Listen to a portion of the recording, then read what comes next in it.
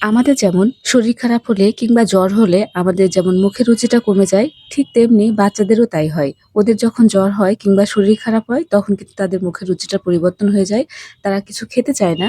তো আমরা অনেক সময় রাগ করে ফেলি, বাট ওদের কিছু করার নেই। মানে ওদেরও কিছু করার থাকে না আরকি। কারণ মুখের রুচি না থাকলে তো খাওয়া যাবে না। তো আমার বাচ্চারও একটু শরীর খারাপ, তো মাঝে, মাঝে ওকে আমি একটু ডিফারেন্ট খাবার দেওয়ার চেষ্টা করি। তো ও কিন্তু খিচুড়ি পছন্দ করে না। বাট এটা আমি ওয়ান কাইন্ড অফ খিচুড়ি রান্না করছি।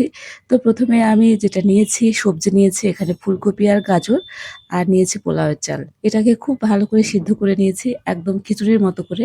সামান্য একটু মানে গোটা আছে আরকি। এবারে এটাকে আমি নামিয়ে নিয়ে সামান্য একটু তেল দিয়েছি। অবশ্যই সামান্য দিতে হবে। তাদের তো আর হজম শক্তি খুব বেশি না। তারপর দিয়ে দিলাম কিছু পেঁয়াজ আর দিয়ে দিলাম মটরশুঁটি। এগুলো কিন্তু গত বছরের মটরশুঁটি আমি ফ্রোজেন করে রেখেছিলাম।